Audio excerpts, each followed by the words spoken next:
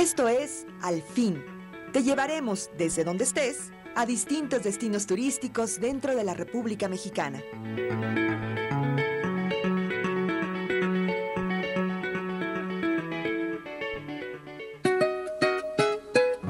En esta ocasión, viajaremos a Sotuta de Peón, localizada a una altitud de 12 metros sobre el nivel del mar, en el municipio de Tecó, en el estado de Yucatán.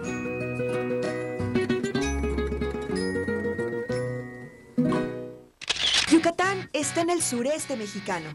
Al norte colinda con el Golfo de México, al este con Quintana Roo y al suroeste con Campeche. Su nombre viene de la lengua maya Manatic Catán, que significa literalmente no te entiendo tu hablar. Eso les decían los indígenas a los españoles en respuesta a cualquier cuestionamiento. El estado representa sin lugar a dudas un gran atractivo turístico a nivel mundial, formando parte de la zona conocida como la Riviera Maya.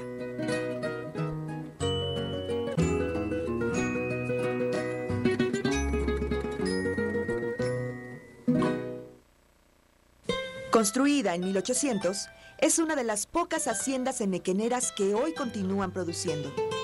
Durante 1901 y hasta 1916, Yucatán fue el principal productor a nivel mundial de fibras duras naturales, llegando a representar el 70% del Producto Interno Bruto durante la presidencia de Porfirio Díaz. Debido al cultivo, procesamiento y exportación del enequén, o sisal, el estado salió de la crisis económica que le acosaba producto de la guerra de castas. Primera parada. Entramos en la casa principal de la hacienda para conocer cómo vivían en aquellos tiempos. Nada más tengan un poquito de cuidado con las cosas que están acá en la hacienda. Sentarse no, porque pues algunas tienen como 200 años de antigüedad y casi tocándolas se destruyen. Así que, adelante, por aquí. No toque nada, por favor, cuando se rompe, Las haciendas comienzan a formarse hacia el siglo XVI, no como tal, con el tal nombre de hacienda, sino como encomiendas. Una encomienda era una gran porción de tierra que el rey de España otorgaba a un encomendero, que mayormente era una persona de origen español, venida de España hacia tierras americanas a conquistar, el cual tenía la obligación de proporcionar a los indígenas educación, trabajo y religión.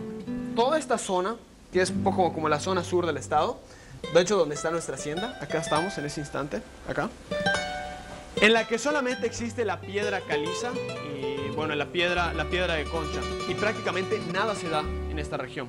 La única cosa que se daba en esta región era el sisal o la planta de enequén, debido a que, bueno, como al ser un familiar cercano al cactus, pues no era necesario que tuviera mucha irrigación para que creciera. Entonces los hacendados empiezan a apostarle a esta planta. Dentro de México lo conocemos como enequén, pero fuera del país se le conoce como sisal. Hay dos hipótesis o teorías por las cuales se le da el nombre de sisal afuera del país.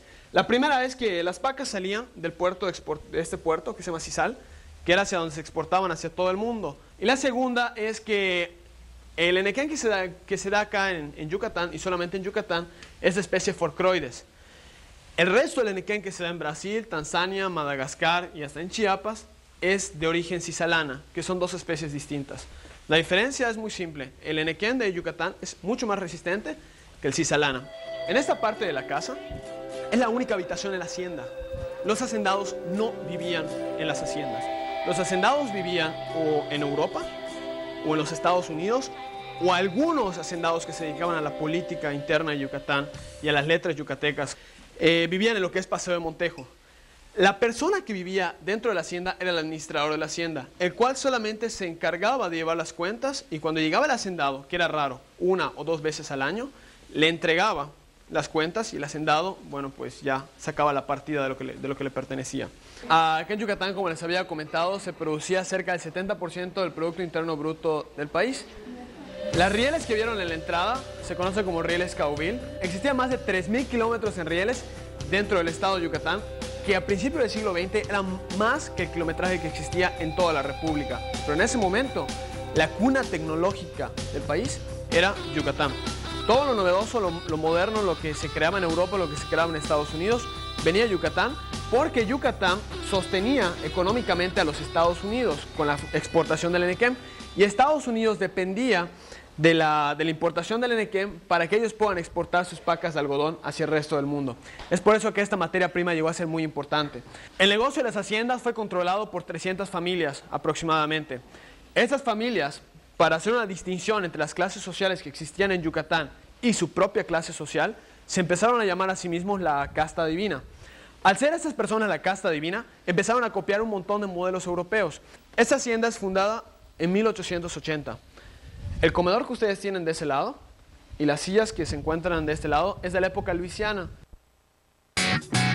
Ahora conoceremos el sótano de la hacienda. En la época de las haciendas, los sótanos eran prisiones de tortura. Mayormente para eso servían estas pequeñas habitaciones. También servían como cobertizos para los caballos. Pues aquí las imágenes que ven ustedes acá de este lado son sacadas de los códices mayas que todavía existen, que es el códice de París, los códices de Dresde, los códices que se encuentran en España, que son muy pocos. Nos muestra que los indígenas ya tienen una idea de cómo pueden manipular el sisal o el enequén. De hecho, ellos utilizaban dos palos que se conocían como el toncós y el pancós. Primero ponían el toncós sobre la rodilla, ponían la hoja de enequén y con el pancós raspaban hasta obtener la fibra. A continuación iremos a conocer el proceso que requería el enequén para ser transformado en fibra y posteriormente en sogas, el peinado y el encordado, antes de que llegaran las máquinas. Así es como se obtiene la fibra de forma artesanal. Los grandes consumidores del enequén tenían controlado el mercado, entonces no permitían a los hacendados entrar a competir con ellos en la producción del enequén. La producción del enequén solamente la tenía Cordemex, que era la fábrica cordelera de Yucatán, en los Estados Unidos y en Europa. Solamente allá estaban. Esas personas solamente compraban la materia prima y ellos luego producían las sogas. Acá de este lado vamos a ver cómo se hace una trinca. Una persona va a empezar a girar acá, va a activar el mecanismo intermedio y se va a empezar a hacer un cabo.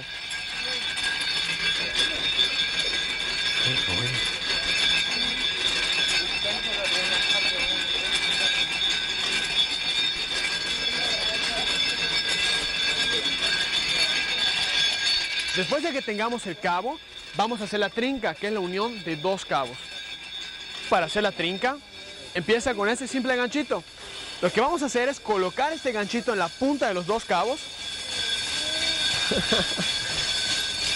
Los dos cabos se van a unir y automáticamente se va a empezar a hacer la trinca.